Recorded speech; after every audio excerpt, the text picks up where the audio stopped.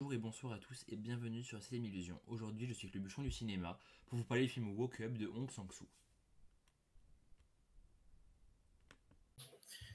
qui narre l'histoire de Byung-soo, un célèbre réalisateur qui accompagne sa fille chez une amie de longue date. Propriétaire d'un immeuble à Gangnam, la visite des lieux entraîne Byung-soo dans un voyage hors du temps où se dessinent à chaque étage ses amours passés et à venir. Sang-soo transforme le quotidien d'un immeuble en puzzle et explore des relations humaines, un terrain de jeu qui explore le désir, les regrets, la vie et bien sûr le cinéma.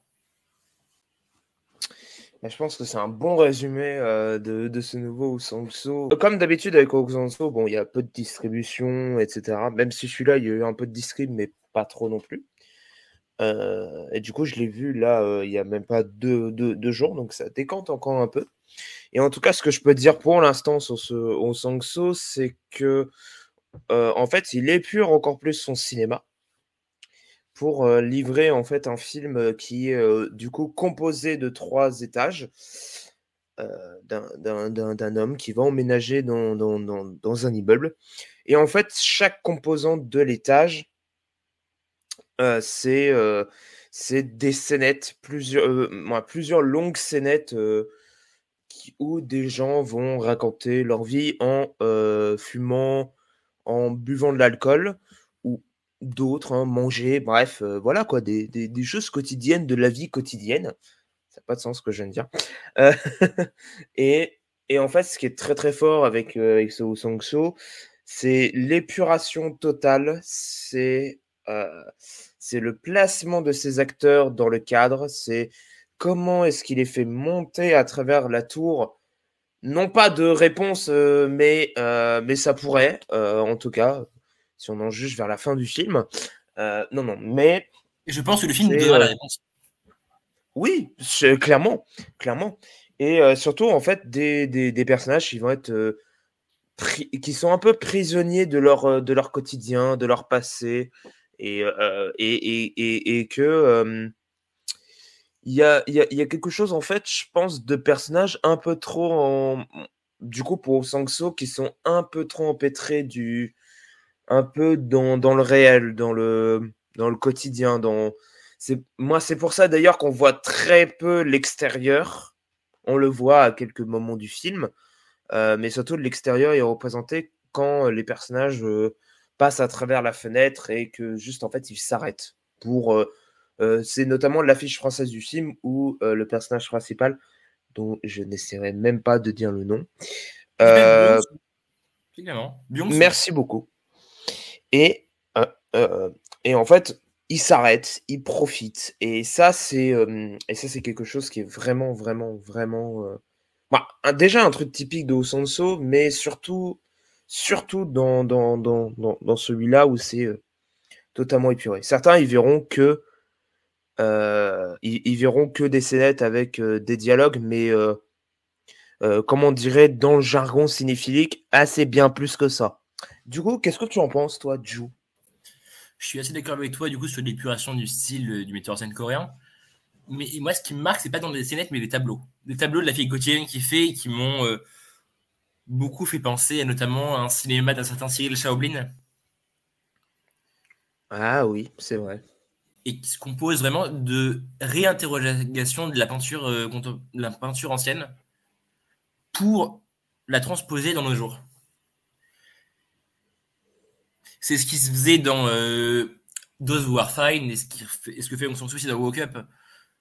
À savoir que, comme tu le dis, l'extérieur n'est interrogé que par la vision des personnages. Et tout comme Cyril Shaoblin dans Those Who Are Fine, il réinterroge du coup les peintures en les transposant à l'ère moderne.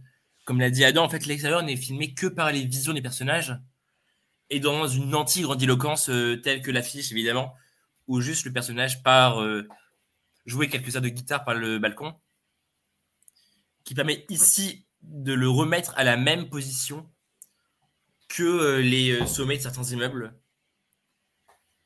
Et les plans plus poétiques ici ne sont réduits vraiment qu'à une pause clope. Oui, c'est ça, c'est un truc du quotidien en fait, que le cinéaste arrive à encapsuler dans un acte qui est très simple et ça en fait ça c'est très très puissant en soi. Et en fait quand on est à l'intérieur, c'est des discussions beaucoup plus dures sur justement ce cinéaste qui galère à avoir des financements, euh, sur justement sa fille qui a déménagé pour pouvoir pour pouvoir prendre des contacts, plein de trucs comme ça. Et surtout en fait chaque étage correspond à un moment temporel, c'est-à-dire on fait un bond en avant et en fait, c'est par le dialogue, par comment est-ce qu'on va absorber du coup cette nouvelle pièce que justement les éléments nous sont dispersés petit à petit. C'est pas expliqué clairement, genre 2 ans plus tard. Et là, on a, c'est la pièce Non, parce que je une pense que, nouvelle pièce. contrairement à beaucoup de cinéastes américains, il a un cerveau qui sait réfléchir. Oui, voilà, c'est ça. Et ces Mais réinterrogations ici me frappent beaucoup plus parce que, pour moi, c'est une interrogation du milieu du travail. oui, c'est vrai. Bah, au Où prix, ça va être il est là, il trop parle vrai. vraiment, il est quasiment en train de travailler, ses amis ou non, ils travaillent tous dans le même domaine quasiment. Mm. Et parle de tout ce qui ne va pas, et c'est en expiant du coup tout ce qui fait partie de leur profession qu'ils réussissent du coup à se reconnecter à cet univers plus onirique qui sera interrogé du coup par les étages, et où le cinéaste me frappe en utilisant l'enfant tel un acte manqué. Oui, c'est vrai, parce qu'en soi, moi, au fur et à mesure, leur lien est beaucoup plus séparé Alors, qu'au c'est début pas, du c'est que film. dès le premier acte, il ose dire maintenant l'enfant part acheter de l'alcool, mais ce n'est qu'une excuse. Hmm.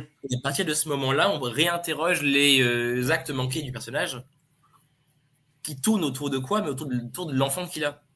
Et pour un film du coup qui interroge la religion et qui se lamente que aujourd'hui les Coréens ne croient plus assez en Dieu, décrire l'enfant qui aurait pu être décrit comme la prophétie, comme Jésus, comme la source de tes malheurs, c'est un oxymore qui est tellement beau pour son tout.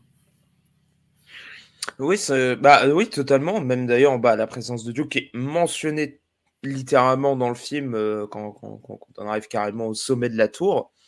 Interpréter ça hein, comme vous le souhaitez.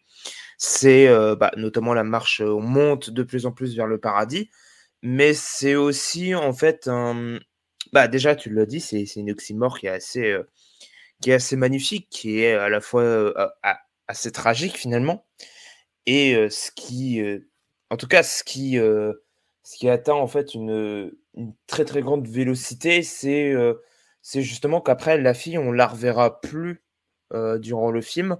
Et en fait, tout se fait par des nouvelles, soit dit texto par le personnage lors de ces longues tirades très très chères à Sangso, mais même si c'est bien plus que ça au Sangso, c'est beaucoup de dialogue, mais c'est surtout en fait une emprise en fait avec une simplicité, en fait une occupation de l'espace qui est très très forte. Et là, c'est beaucoup plus le cas avec World Cup où j'ai l'impression qu'il atteint, euh, bon, déjà, bien sûr, je l'ai dit, une épuration totale, mais en fait une totale maîtrise en fait de l'appropriation de où l'acteur se situe dans l'espace.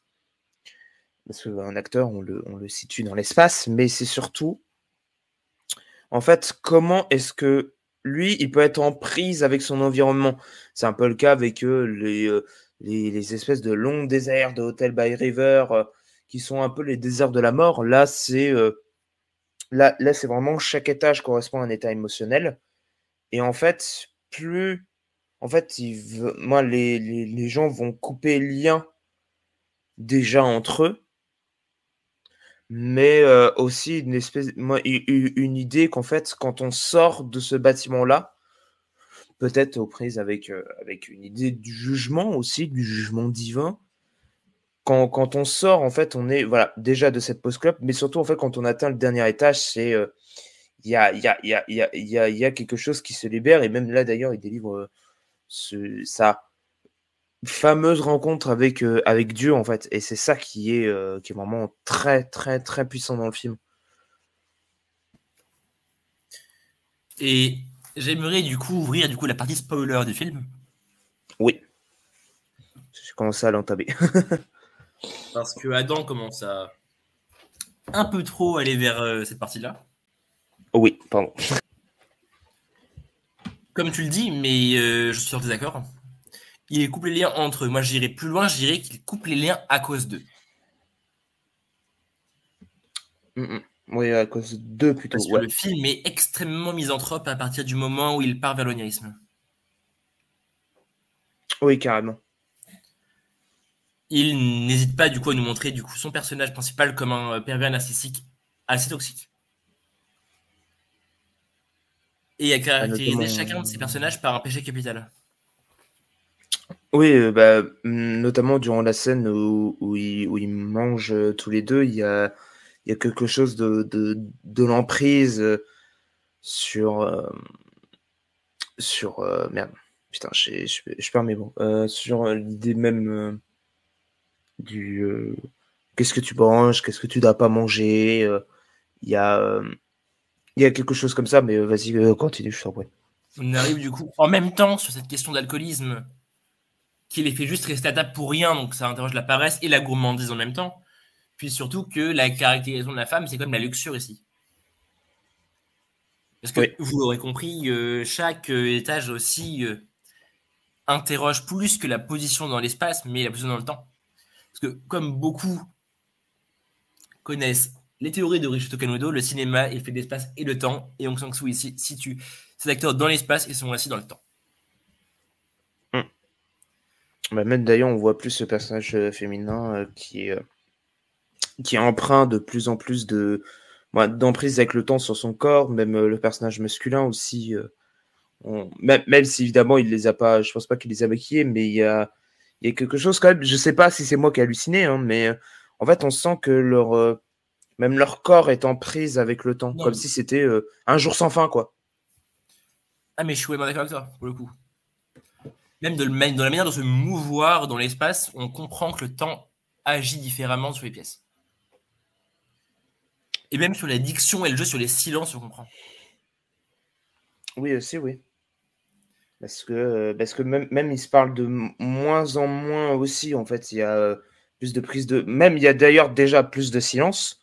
Là où vers le début du film, il y a une espèce de diction, notamment sur la partie du deuxième étage qui correspond à un petit restaurant qui est dans l'immeuble, où ça débite beaucoup, beaucoup, beaucoup, beaucoup, beaucoup, jusqu'à un moment où ça commence à se poser. Mais en fait, le moment où ça commence à se poser, c'est là où en fait tous les malheurs, tout ce qui est en prise avec les démons, c'est là qu'en fait il se délie un peu. Tu sais, c'est le moment où dans le deuxième étage, celle qui gère la femme qui gère le restaurant commence à pleurer. C'est là où en fait il y a une vraie, en tout cas le vrai moment de pause durant les dialogues.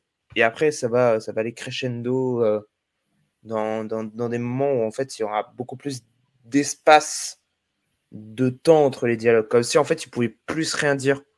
Parce que déjà, en plus, la composition des pièces, déjà très petite, n'aide pas sur l'idée qu'ils tournent en rond, déjà dans leur situation, mais aussi avec eux-mêmes. Et comme si le dehors et de par leur vision, c'est que là où en fait ils peuvent vraiment être libres, quoi. Comme s'ils se libéraient un peu. Je suis pas vraiment d'accord avec toi, mais parce que du coup, l'image marquante, comme tu le dis, c'est cette gérante du restaurant qui commence à pleurer et qui devient ici la spectatrice du coup de cette boucle temporelle qui commence à se lier. Oui, aussi, c'est vrai. Entre ce passé où on essaie de comprendre l'origine de nos mots, qui mène au futur, entre guillemets, futur conditionnel, où on comprend pourquoi le temps agit comme ça, pour lier du coup vers cette fameuse réponse, et non pas le Disney. Cette vanne est très drôle. Désolé, mais au moment où la réponse se trouve au sommet d'une tour. Oui, non, non, ça c'est sûr, mais du coup, ça. ça ramène à quelque chose qui est très fort aussi là-dedans. Mais même déjà dans la composition de son image, moi, en fait, dans la composition de la tour, tu vois, en fait, plus on gradue, plus on monte, plus en fait On descend. Oui, c'est ça. Et en fait, il y a déjà une oxymore même dans la manière où il compose euh, du coup l'enchaînement des situations, mais surtout en fait le malheur et surtout les conflits et d'autres, c'est qui s'installent en fait. Il y a déjà une oxymore là-dedans que je trouve très très fort là-dedans. Je suis pas d'accord avec toi. Voilà, j'avoue que j'ai plus grand chose à dire pour le moment. Mais... Non plus. Parce qu'ici, bon, oui, voilà, on on s'en va. fout. Bien sûr, il entourage les oxymores. Plus tu montes, plus tu descends. Oui, c'est ça. Et il y a. Et parallèlement, plus il élève ses personnages vers le divin, plus il les rapproche de ce qui fait de l'homme un connard. Oui, aussi, oui. En introduisant du coup un événement plus moderne que jamais qui est le téléphone portable. Qui ici détruit réellement l'homme. Mm. Parce que Gaspard Noé le disait, on ne peut pas aujourd'hui situer un film dans le moderne sans utiliser le téléphone portable. Ici, On Kang Soon le fait qu'à sa dernière interrogation sur le conditionnel, où il s'interroge du coup si le conflit est-il potentiellement arrêtable. Mais ici, le conflit, c'est lié à quoi? C'est lié à la jalousie. Et qui, aujourd'hui, à l'ère numérique, existe quasi en intraveineuse. Et que surtout, juste en fait, il voit qu'elle a oublié son téléphone et il y a quelque chose qui est encore une fois de l'emprise aussi. Elle se libère de lui en oubliant un téléphone et donc toutes les interrogations qu'ils avaient à table. Ton téléphone ne sonne pas, il faut donc répondre. Mm. C'est ça. Donc, et en même temps, du coup, on imagine bien qu'elle est sous l'emprise d'un autre homme. Ou alors qu'un autre homme est sous son emprise. Oui, Parce que et tromperie d'où il y a, arrive. mais au moment où elle se libère de lui, du coup, en lui laissant le téléphone portable, elle lui laisse quasiment toutes les réponses au film. Oui, aussi sur et réponses que d'ailleurs on ne verra pas parce que c'est pas quelque chose qui est à Les savoir. réponses qui interrogent leur champ. C'est ça. Et c'est là où en fait il y a d'ailleurs toutes ces réponses hors champ, c'est comment est la situation entre justement le père et sa fille aussi. Ça c'est en Non, tout sa fille cas existe. il y a quelque chose qui s'est déroulé en hors champ, même si elle réapparaît dans le film, tu vois, mais on n'aura que des réponses éparses quelque part. Et Mais c'est c'est quelque quelqu'un, même chose. si pour moi, vers la fin, ce n'est plus sa fille. Oui, c'est vrai. Pour Il y moi, il a a, bah, compris il y qui a elle était, il a compris surtout qui il était, Mm. et il décide juste de rentrer, et on comprend dès le premier acte qu'il y a un truc qui est cassé entre eux. Oui, même Et d'ailleurs du fait puis, que cette rupture est marquée, il commence vraiment le temps commence vraiment à faire gris quoi. oui, je Il y a suis quelque d'accord. chose qui est totalement brisé et même d'ailleurs quand justement l'idée de redescendre complètement, il y a il y a ce truc de là même si on est monté et qu'on est et qu'il y a cet oxymore justement plus les malheurs apparaissent plus quand on monte de plus en plus. Il y a l'idée de la chute quand tu redescends. Là, tu es que face à toi-même et face aussi à quelque chose qui est établi et qui est complètement brisé, quoi. Et en utilisant un certain mot, du coup, tu mènes à un parallèle que j'ai utilisé. C'est que pour moi, cette fin, du coup, il ne faut pas la voir comme déceptive. Mais pour moi, quand je vois cette fin, j'ai Anatomie d'une chute en tête. Pour moi, c'est la même fin quasiment que dans Anatomie d'une chute. Aujourd'hui, interroger le contemporain, c'est vouloir des réponses et vouloir surtout, entre guillemets, un coupable et un innocent. Mais là, en interrogeant leur champ, on laisse les artistes mettre d'eux-mêmes de leurs réponses, comme promettait. Mais voici, on ne recommence pas la même erreur à vouloir donner le feu aux hommes. Oui, c'est ça. Même en fait, je pense pas qu'il y ait l'un est plus responsable que l'autre parce qu'en fait, finalement, ils sont responsables que de leur propre truc. En fait, c'est juste un fait du quotidien, c'est l'emprise du temps.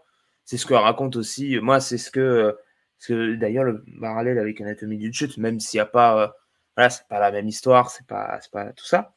Mais il y a quelque chose qui est intéressant, en tout cas dans les deux films, c'est que en fait l'idée de la tension, ça s'installe dans le temps, dans le couple, dans l'espace vital du couple, du couple, de la famille, ça s'installe avec le temps, ça. C'est des choses qui, qui, qui, qui sont ensevelies avec le temps et qui vont commencer à grandir petit à petit, en fait. Et c'est ça qui fait que l'un n'est pas plus responsable que l'autre. C'est juste que, comme on dirait, c'est les aléas de la vie et en fait, il n'y a pas de bonne ou de mauvaise réponse à ça. Et c'est même d'ailleurs en ça que la fin est magnifique du film de Oh Sang-soo, quoi. Mais très clairement, vraiment, cette fin est magnifique. Oui. Et Mais pas de réponse. Voilà. Mais oui, de toute façon, déjà. Et surtout, ne donnez pas les réponses à vos films, des fois. Parce qu'il n'y a pas besoin de réponse. Voilà. Je pense que. Mais l'art a-t-il vraiment besoin de réponse? On pourrait vraiment durer 1 heure là-dessus. L'art a-t-il vraiment besoin de réponse? Oui, ça c'est vraiment une autre question, mais qui est tout à fait intéressante, d'ailleurs. Oui. Et ça c'est voilà. Et on terminera sur ça. Lisez du Hannah Arendt, voilà. Voyez du Hong Sang-soo. Oui. Voyez réponse. Oui aussi. D'ailleurs. Pour essayer de la trouver, le tour, vous verrez. Voilà, et du coup, c'est la suite du coup de Walk Up, voilà. Non, mais voilà, voyez du Hong Sang-soo si vous avez de la chance, comme moi, que le film passe du coup dans une de vos salles, profitez-en, parce que c'est un très beau film. D'ailleurs, moi, pas parler de l'image en elle-même, mais le noir et blanc est vraiment magnifique. Non, mais le noir et blanc est parfait, parce que Hong Sang-soo, comme Quentin Dupieux, est un cinéaste total. Oui, voilà. Comme Johan Cruyff l'a été pour le football. Mais ici, il est compositeur de la BO, il est directeur de la photo, et il est réel, et il est scénariste, et producteur. Ça, c'est généralement le cas avec les auteurs de petits films. Ils font à peu près tout. Et même d'ailleurs, en fait, même si on pourrait voir noir et blanc dans l'image, petite surinterprétation, oui, voilà, il y a de la couleur et aussi il y a beaucoup d'ombre. C'est-à-dire qu'en fait, le noir et blanc, pour moi, au cinéma, il est l'emprise de toutes les nuances. Voilà, je vous laisserai méditer là-dessus. Non, mais là, je suis pas d'accord avec toi. Le noir et blanc, c'est la nuance. Et d'un autre côté, du coup, le cinéma muet n'est pas sourd. C'est ça. Mais là, on s'égare un peu, voilà. Mais en tout cas, voyez ce merveilleux film qui est Walk Up et même plus au-delà de l'analyser, ce qui est vraiment qui est passionnant. Encore une fois, moi, ce qui me plaît plus avec Oh Sang-soo, c'est en vrai de se laisser porter. Parce que vraiment, moi, je me laisse porter par le film, par cette lenteur, par cette idée d'être absorbé. Pas cette tour absente, mais... Oui, voilà, c'est ça. Et surtout, c'est même d'ailleurs, c'est la trajectoire intéressante de Oh Sang-soo. Il est beaucoup plus épuré et tout est voilà, tout se fait naturellement. Voilà, donc n'ayez pas peur d'aller voir Oh Sang-soo, même si vous n'avez pas vu d'autres Oh Sang-soo. C'est un film qui est vraiment, vraiment, vraiment, vraiment intéressant. Voilà, par juste lui-même. Donc voilà, je pense que on a fini avec cette petite critique débat. Évidemment. Ouais. En tout cas, n'hésitez pas à dire ce que vous avez pensé du film en commentaire, comme d'habitude. On vous lira avec grand plaisir. De liker, partager sur les réseaux, allez consulter le site. Voilà, les répliques actuelles, les répliques quoi, habituelles. Et on vous dit ciao tout le monde. Salut, à voir.